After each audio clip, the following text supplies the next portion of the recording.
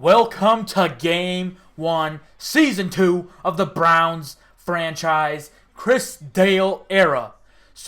And I'm hoping you guys saw the offseason because that game a big thing, but I'll recap most of it. We did bad in most of the game. We brought in Carlos Williams there. You saw we're playing against Duke Johnson, a former Brown.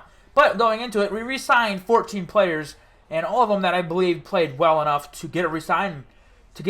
So that's what I did. We signed 17 new players on the team. We lost 4 big players. Now, I'll tell you, I think I know where all of them went. Shaquille Barrett that we got from the Broncos we traded for, I think he went to Buffalo.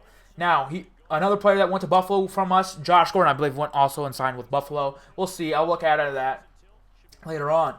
Terrell Pryor, I believe, went to the Patriots as we swapped basically Pryor for Hogan.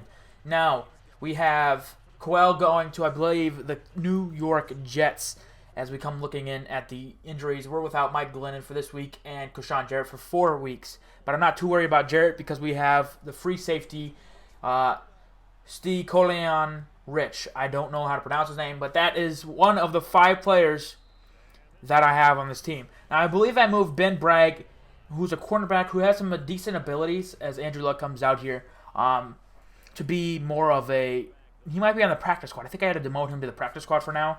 But another big player, 2 other big players that I think will have a big impact is Max Ailey and Jamon Smiley on the defense. But here we go. First down, Hilton in motion, play action, or back to pass again. Immediately pressured and throws it away on a blitz. Right. Great job there as we look at this offense from the Colts, who I don't know if they really changed much. I don't know if they really did much in the offseason. Now their whole left side is stout for most part. And yeah, they look like the same team they were last year. We didn't play them, but it was the same thing. Now Duke Johnson in the backfield, 2nd and 10, 2 tight end sets. They'll hand it off to Johnson, and he's got some speed. Breaks a tackle, breaks a few more, and gets near a first down, a gain of 9. Now the big issue was I think Duke Johnson just didn't play well enough with me on the Browns team as they'll hand it off again. He's got a big run. He runs into Emmanuel Lemur, otherwise had a bigger play on the day, but a big first down to the 40. Now next play, first down and 10. This defense hopefully to be new and improved. Not really new, but more improved from last year as we look at it. And there's only there's a few spots that really changed, and the first big one is right end. Now Steve McLendon playing that spot. Mostly brought him in because he was a tackling beast. Now this has stayed the same. They're all staying there. The only difference is we traded for Vontae Davis, and we brought in that free safety and Micah Hyde, who moved to strong safety. So we got some good playmakers. Like I said, now it's 2nd and 9, 13 minutes. That means Joe Hayden is now on the Colts as Andrew Luck gets sacked by Danny Shelton and Jamie Collins in the first sack this season. Now 3rd and 19, back to pass. Pressure again, throws short, finds Duke Johnson, close to a first down, but shut down 5 yards short of it. And they'll have to punt. Here comes Case Keenum in his first start as a Brown. We hope for better things and to basically just play better than their quarterbacks on the last season roster. And that was the biggest issue. Now back stretch already as Carlos Williams is met in the backfield. Nowhere to really go. A yard gain now. Empty backfield. 2nd and 9. 4 receivers out. Back to pass. Blitz immediately. Looks, and it's caught by Corey Coleman. That is 13 yards. They would challenge this, but it was caught and easily completed. Now later on, first down and 10, 11:05 to go. Handoff again. Carlos gets the edge. Carlos making man miss, and he's finally brought down from behind by Joe Hayden, the new Colt. Close to a first down there, actually. Now first or 2nd down and inches. My God, I can't even get it right. Back to pass, blitz, and incomplete. Almost picked off there as we look at this offense. Now, again, in case you didn't look at the offseason, here's basically is. Bryce Harris is a new right tackle. A.Q. Shipley we brought back in for less money now. Kendall Wright and Carlos Williams are the big starters there brought in.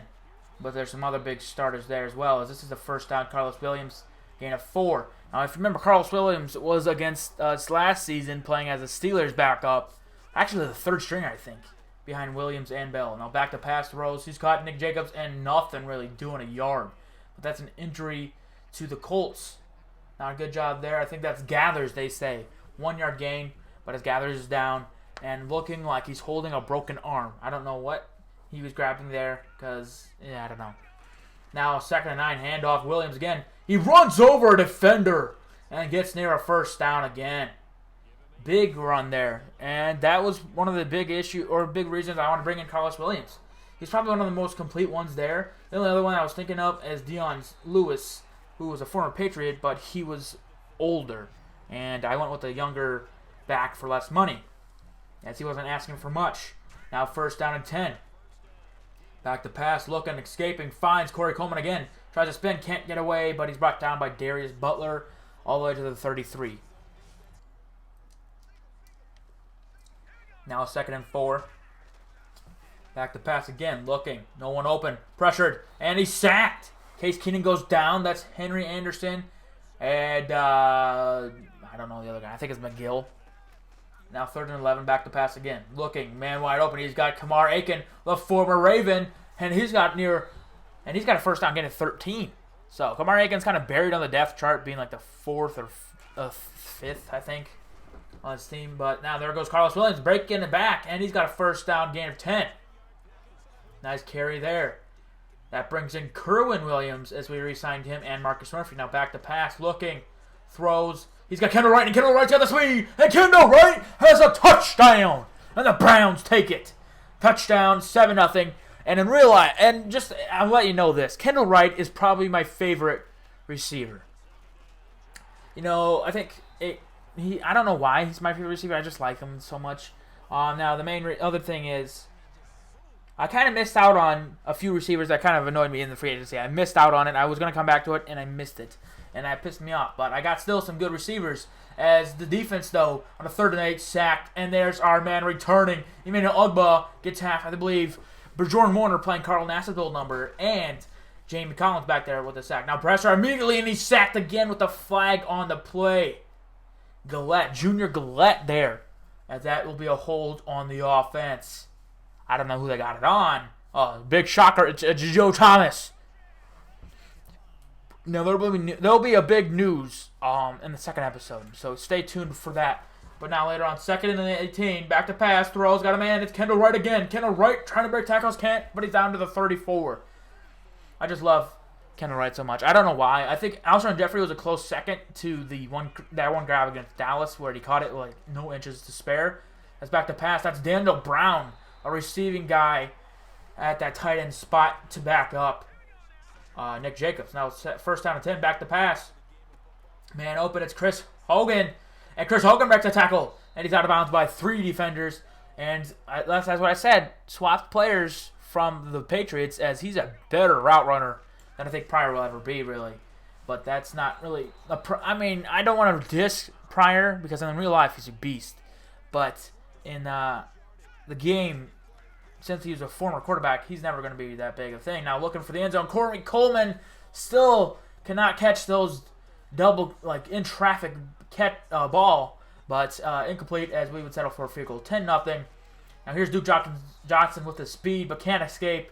Brandon Marshall. I'm still saying that was probably the best trade I've had made ever, because he's like an 80-something, and he plays like he's a 97. As Seth Roberts gets that first down in front of Vontae Davis. I don't know what it is with cornerbacks. They just play off on curl routes, and it's just weird. As Dwayne Allen gets a big first down here. 3 defenders there, but it's enough. Down into opponent territory at the 46. Now back to pass. Play action. All day throw. Now pressure runs down as Jordan Warner getting there. 1.5 sacks. How about that one? Wearing Carl Nassib's open number. Now Carl Nassib's actually in the free agency. I wouldn't mind bringing him back in. It's just that he doesn't play well on 3-4. Now handoff, Duke Johnson. Stuffed.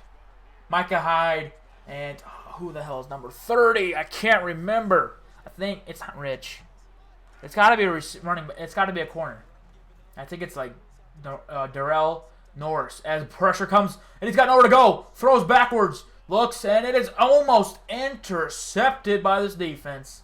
Now, the two biggest players that I brought back on the corners spot really weren't that big of a thing, you wouldn't think, but it was Cody Riggs and P.J. Williams. Now, they played well, and they're starting to play well in today's game. As looking and incomplete for Coleman, he comes in as their second best receiver behind Kendall Wright. Overall base there. I think the one big downside to Corey Coleman's ratings is his height, only 5'10". Now receivers, 5'10", you think of slot, not really second or third string, but you have a guy who's already played well in a slot. Now Luck finds Hilton, who hasn't really been big in this game, but he's got a big first down there. Now Duke Johnson will go down. Terrence McGee is his replacement, but they don't need him right here as Dwayne Allen wide open for a gain of 19 to the 21-yard line. And I'm hoping this commentary is more exciting than last season's. Now later on, a 3rd and goal. Luck back to pass pressure again, and he's sacked. Emmanuel Ogba will get credited for it, as well as Jamie Collins, as those two are still playing as their way. But actually, if you look at it, Jamie Collins has been in like 2 or 3 sacks so far. He's been on 2 or 3 sacks so far in this game. Now later on, after a 10-3 lead, pressure immediately finds Corey Coleman, gets a block from Carlos Williams, but it's a big gain to midfield, 25 yards. And Case Keenum hits 100 yards for the first time as a Brown. Now Michael Williams in the backfield with Kerwin Williams. They'll hand it off to Williams, waiting for some block. Cuts back, great blocking set up by Daniel Brown and Michael Williams, and he cuts back for a big first, or close to a first down, a gain of 7. Now bench formation, back to pass, man wide open is Kamar Aiken, and he's got a big catch again, his second, all the way to the 28, a gain of a bunch. to the 28, like I said. 2:30 left to go, back to pass, looking, man wide open. Nick Jacobs got it inside the 10. 5 touchdown, Cleveland, 17-3. Where's this Browns defense all last season? Playing amazing today.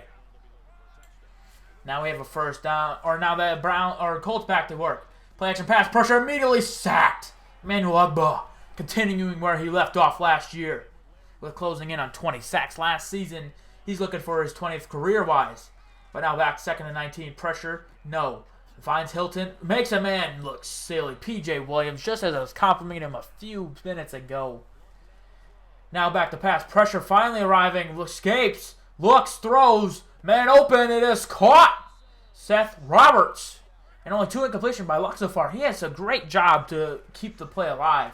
First down and 10, pressure immediately. And he sacked, falls out, and is recovered by the right guard.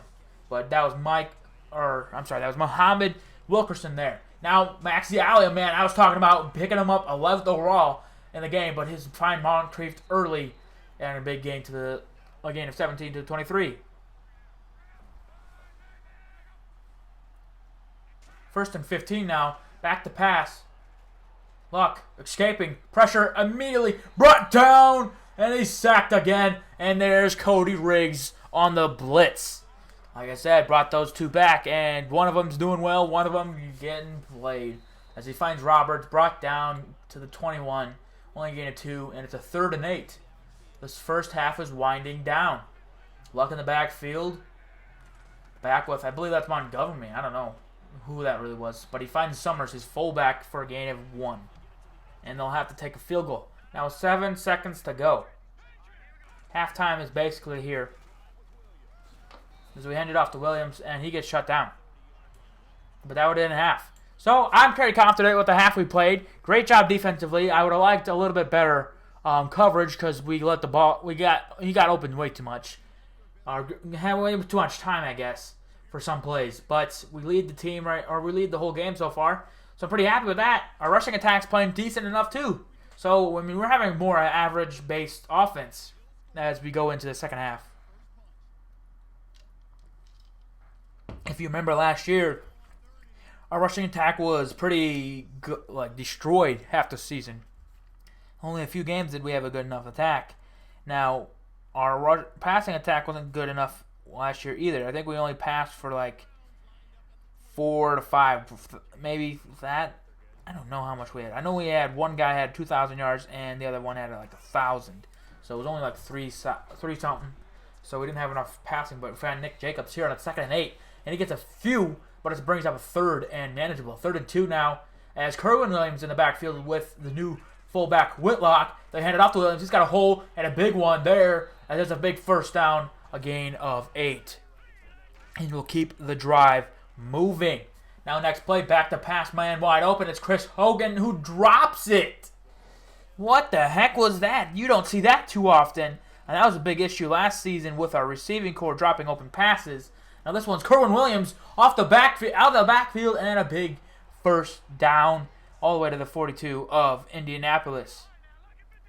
Next play, a 3rd and 10, back to pass. Blitz immediately throws, hit, incomplete. Bryce Harris with the problem there, getting us in trouble. Now next play. We're punting it. Quigley, he was pretty well. He did well enough last year with inside the 20. I think he had 21 of them. Here's another. Now he did sign only a few. I think he signed a year or so contract. No, that was Parkey, I think. I don't know what. We'll see. I know it wasn't a year because in the things. We'll get that to later. It's way too early to talk about that. But on a 3rd, look at that play, just blown up. Thought it was a run. They played pass all the way and got a big return. Now McGee doesn't wait for his blockers and finally brought down by number 30, who I will tell you who that is later on.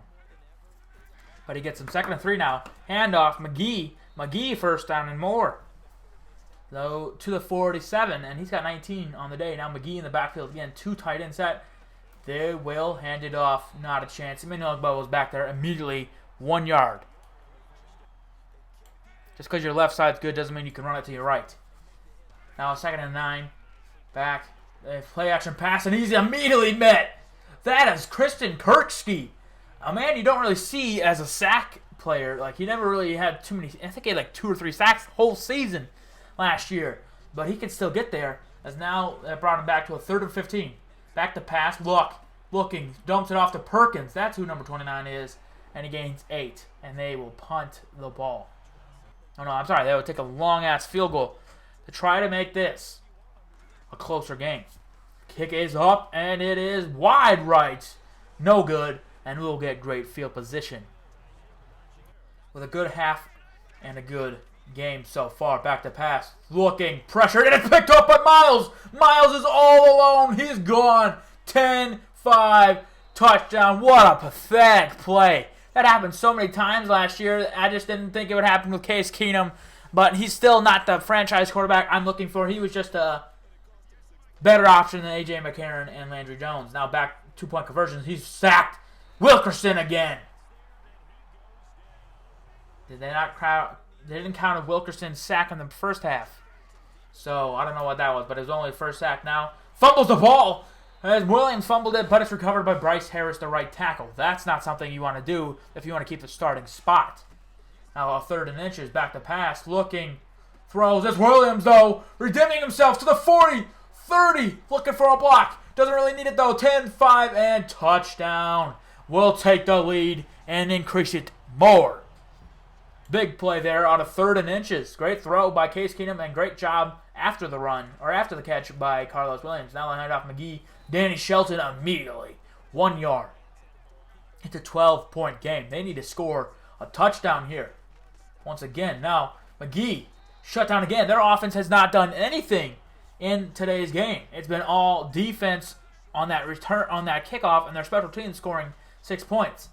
So it's been nothing offensively, as this was just way over out of bounds, incomplete. With the pressure, they'll punt it again. We'll get the ball later on now. 2nd and 11, though. Back to pass. Sacked. Given up by Joe Thomas. This is Brooks Reed again. 2nd time today. Later on, though. 3rd and 14. Back to pass. Escaping. Looks left.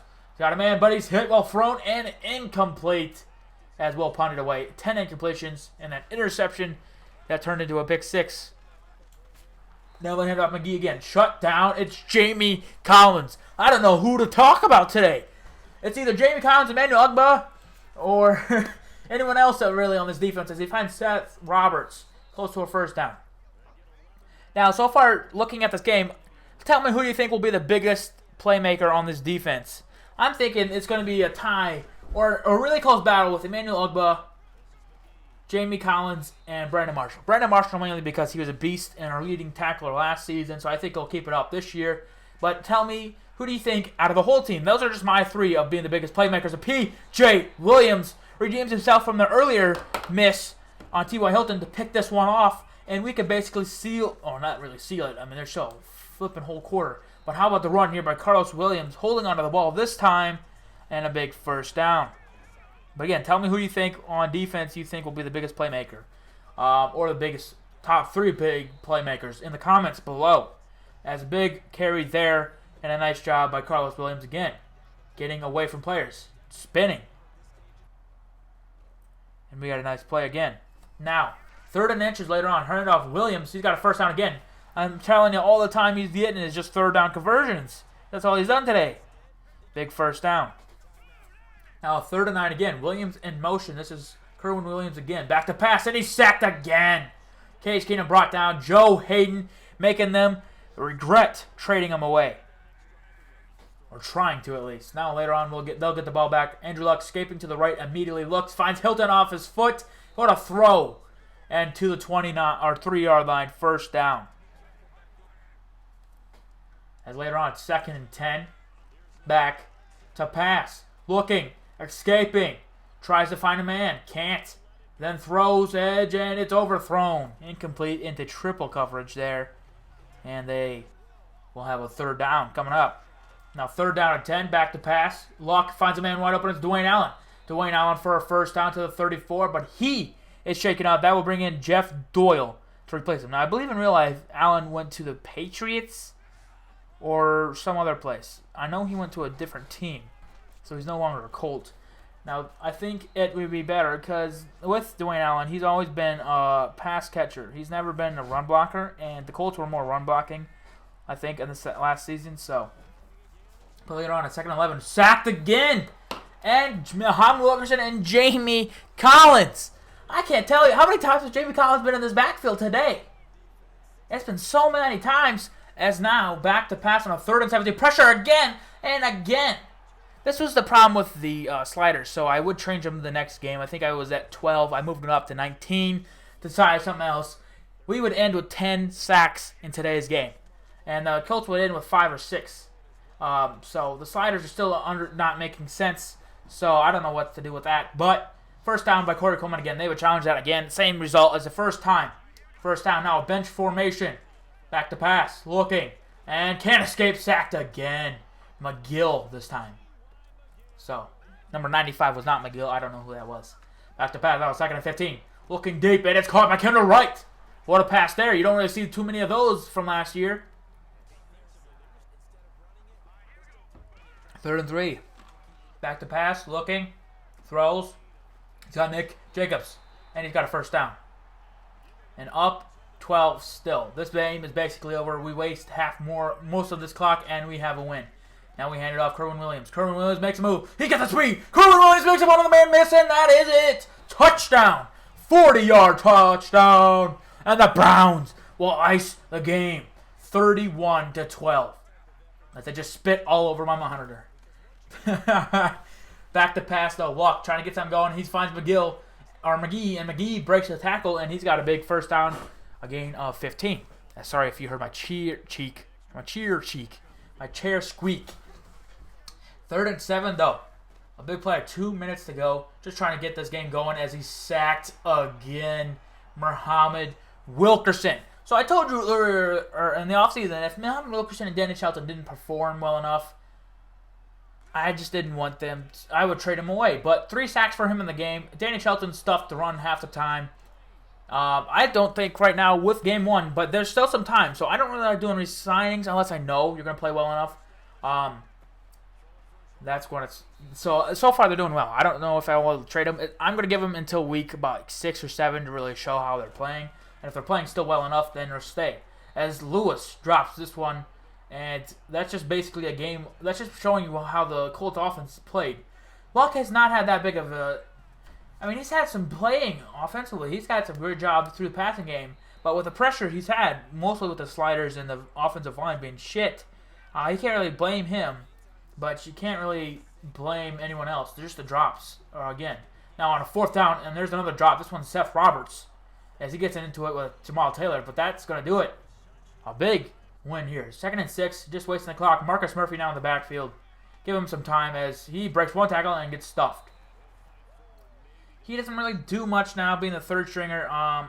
Again, the problem with me is I don't really do... I really only have 2 running backs that I have really to play well. But that's it. Game 1. Again, big news, game 2. I'll let you guys find that out for yourselves. Not going to spoil anything. So thanks for watching. Again, tell me what you think in the comments with the defensive and offensive players, top 3 or whatever, and goodbye.